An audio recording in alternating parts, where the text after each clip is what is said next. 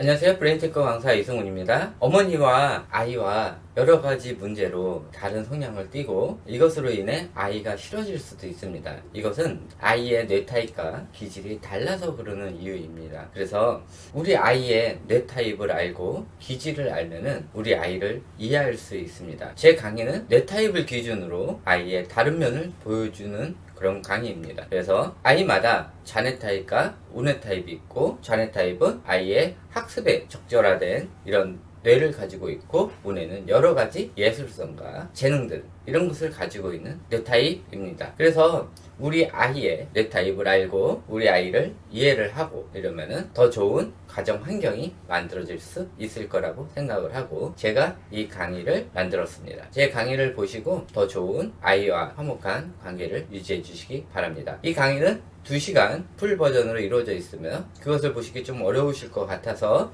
제가 나누어서 총 15편에 걸쳐서 만들어져 있고 최종적으로 한 번에 보시기 편하도록 종합편도 올려드리도록 하겠습니다. 이것으로 아이와 어머니와의 관계가 더 많이 개선되시길 바라면서 제가 이 강의를 올려드리도록 하겠습니다. 네, 지금부터 집중해서 들어보시기 바랍니다.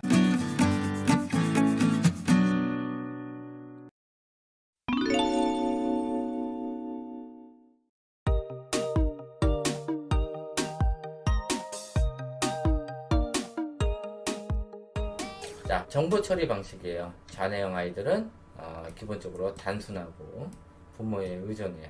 그리고 주로 이제 뭐 책 같은 걸 많이 보고, 우뇌형 아이들은 또 경험적, 추상적인 얘기들 많이 하고, 경험 암기건 뭐고 그냥 무조건 다 그냥 머리 다 일단 바꿔봐요. 언제 쓸지 모르니까 이런 성격을 가지고 있어요.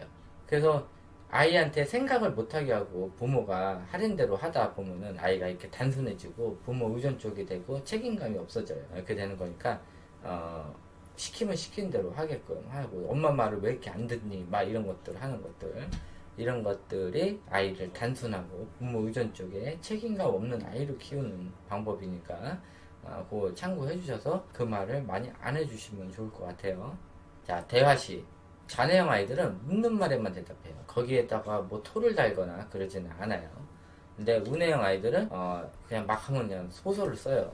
그리고 내가 이거를 한 이유에 대해서 이제 보통 자녀형 사람들은 핑계라고 하기는 하는데 그건 아니고, 우뇌형 아이들 같은 경우는 과정을 더 중요시해요. 내가 이렇게 한 이유를 더 중요시하는데 자녀형 어머니들은 이유와 어찌됐든 결론을 더 중요시해요. 그래서 우뇌형 아이들이 억울해하는 경우가 굉장히 많아요. 나는 제대로 했는데 누군가에 의해서 망가졌어. 누군가에 의해서 잘못됐어. 그러면은 결과 잘못됐든 나는 열심히 했단 말이야. 그러면 그거를 인정을 해줘야 되는데 그거를 인정해 주지 않고 부모가 결론만 중요시 하다 보면은 아이가 너무 억울해 하기 때문에 그거를 알아두시면 좋을 것 같아요. 그래서 자녀형 아이들한테, 이런 자녀형 아이들이 이제 단순하게 얘기하기 시작을 했다 그러면 아이의 논리력이 향상이 돼요. 근데 아이의 논리력이 향상이 되면은 뭐가 나쁘냐? 부모님이 정확한 육아를 할 수가 없는 상태가 돼요. 왜냐? 너 이거 해? 그러면은 자녀형 아이들이 논리력이 향상이 60개월 이전에 되면은 엄마도 안 하면서 저 사람도 안 하는데 왜 내가 해야 돼?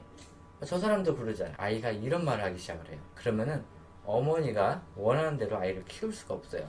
제대로 된 교육도 할 수가 없어요. 그래서 이게 시키면 시킨 대로 하게 하는 이런 행위가 아이의 논리력을 향상되게 하고, 그렇게 함으로써 부모 말은 잘 듣지만은 부모가 원하는 양육은 할 수가 없는 그 상태가 될 수가 있고, 아이가 잘못된 행위를 보이더라도 그거를 훈육을 할 수가 없어요. 왜? 엄마는 잘못했다고 애를 혼내는데 아빠가 그걸 하고 있어. 아빠도 하잖아 라고 얘기를 해요.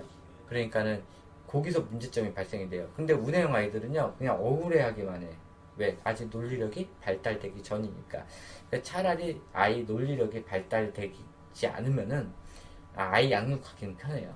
오히려 양육보다는 올바른 교육을 하기가 편해요. 그리고 아이를 훈육을 할 때는 부모가 똑같은 행위를 보여야 돼요. 너 오늘부터 TV 보지 마. 너 오늘부터 핸드폰 하지 마. 그런데 아빠는 누워서 핸드폰 보고 게임하고 있단 말이에요. 그거는 교육이 안 돼요. 그러면 안 되는 거고, 너 핸드폰 하지 마. 그러면은 아빠도 하지 말아야 돼. 애 잘 때까지는. 자고 난 다음에는 애 안 보는 데서는 해도 되는데, 아니면은 굳이 하고 싶으면은 아빠 방에 들어가서 혼자 하세요. 애 안 보는 데서. 그렇게 하셔야지. 엄마는 이렇게 하려고 그러는데 아빠는 그렇게 안 해. 또 아빠는 교육을 이렇게 시키려고 그러는데 엄마가 또 그렇게 안 해. 그러면은 일관성이 없기 때문에 아이들은 자기가 편한 거, 이거를 더 선호하게 돼요. 그리고 이 선호에 반대되는 사람을 싫어하게 돼요. 그런 선호도가 바뀌게 돼요. 그러니까 양육을 할 때 또 똑같이 해주시는 게 중요하고요. 또 할머니 할아버지 손에 이렇게 키우게 되면 할머니 할아버지들은 또 오냐오냐 해요. 그래서 아이들이 할머니 할아버지를 좋아하는 경우가 있어요. 그러다 보면은 아이의 양육이 또 틀어지는 수가 있어요. 할머니 할아버지 있을 때 할머니 할아버지한테 가. 왜? 할머니 할아버지가 내가 평소에 못한 걸 하게 하니까. 그래서 할머니 할아버지랑도 다 얘기를 하셔서 아이한테 무엇을 가르치려고 할 때는 다 통합적으로 같이 해주시는 게 아이의 교육에 굉장히 좋아요. 자, 13번째, 서로 다른 거. 자네형. 일찍 자네 언어 지능이 높아지면은 친구가 없어요. 왜?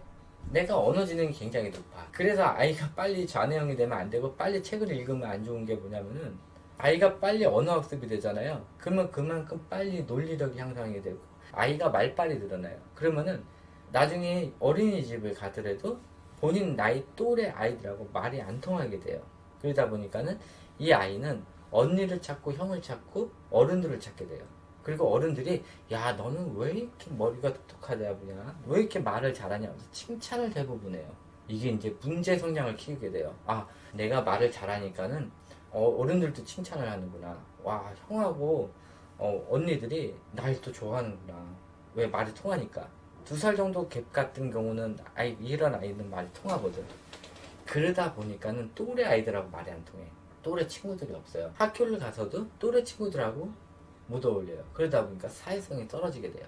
그래서 조기로 아이를 한글을 읽히게 되면은 이런 문제가 발생되면서 아이들이 사회성이 떨어져 버려요. 괜히 사회성이 떨어지는 게 아니라 언어 지능이 굉장히 높아지거나 아니면 강제로 높게 했을 때 아이의 사회성이 떨어지는 이유가 그 이유예요. 또래 아이들이 없어. 왜? 아이 스스로 말이 안 통하다고 느끼고 답답하다고 느끼기 때문에 친구들하고 안 놀라고 그래요. 그래서 사회성이 떨어지게 돼요. 우뇌형 아이들 같은 경우는 스트레스 장애로 인해 언어 지연이 올 수가 있어요. 그래서 우뇌형 아이들한테 이런 좌뇌형 교육을 강제로 시켰을 때 그걸로 인해서 스트레스 장애가 와가지고 대부분 아이들이 언어 지연이 와요. 언어 지연이 와가지고 아이들이 말을 좀 늦게 하거나 말을 더듬거나 이래서 또 이런 아이들이 또 친구가 없어. 왜? 다른 아이들이 말이 안 통하니까. 그래서 이거는 이 아이보다 나이가 적든 많든 이 아이를 안 놀라고 그래요. 왜? 말이 서로 안 통하기 때문에. 이 아이의 말을 알아들을 수 있는 사람들은 엄마뿐이 없거든. 그래서 엄마 빼고는 말이 안 통해. 근데 엄마들은 그 이유를 몰라요. 왜 아이가 이렇게 됐는지. 아이한테 여러 가지 스트레스를 줬기 때문에 이런 좌뇌형 교육들을 시켜가지고 또 남들 한다고 이제 뭐 36개월 이전에 막 책 갖다 놓고 막 그냥 또 교구 갖다 놓고 애들 뭐 기억 니은 막 이런 거 해주고 뭐 글씨 막 플래시카드 놓고 막 가르쳐 주고 막 이러니까 아이가 거기서 스트레스가 생기는 거예요. 하기도 싫으네 이런 거 데리고 하니까. 또 영어에 관심도 없는데 막 36개월 지났는데 강제로 영어 학원 보내고 막 이러면은 아이가 어느 쪽으로 또 문제가 생길 수가 있어요. 그래서 아이가 제2외국어를 받아들일 준비가 돼 있지 않은데 강제로 시키거나 했을 때 우대형 아이들 같은 경우 이런 스트레스 장애 현상이 생길 수가 있어요. 14번째, 이거 60개인데 하여튼 또 결과에 자네형은 경쟁심을 중요시해요. 보통 자네형 사람들이 이 경쟁심을 많이 하고 비교를 많이 하잖아요. 그리고 그것이 완벽해야 돼요. 이게 좋을 수도 있지만 나쁠 수도 있어요. 이 완벽주의라는 거는 내가 완벽하게 하기 위해서는 무슨 짓을 한다는 소리예요.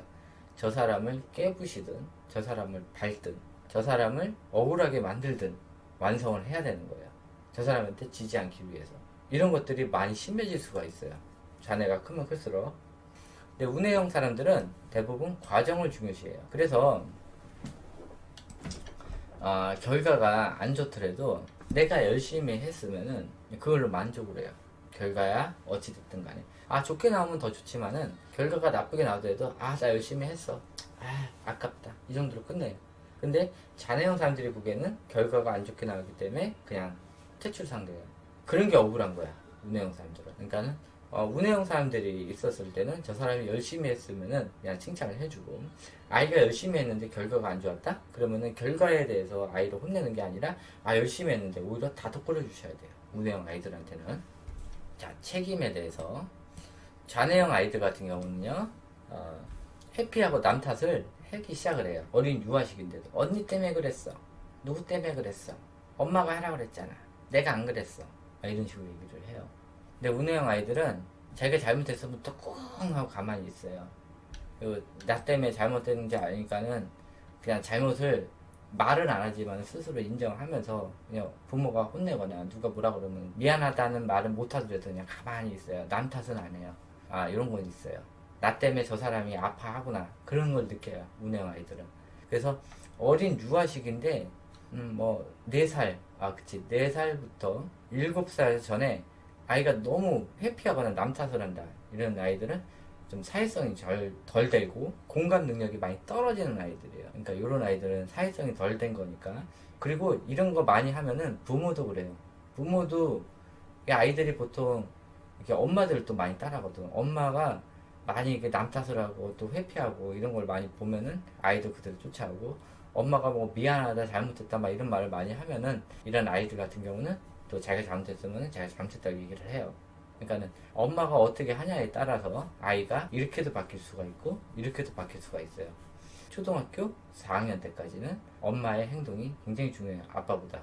아빠는 옆에서 방해 요소 아니면은 아이가 조금 더 잘 자랄 수 있는 촉매제, 이런 걸 하는 거예요.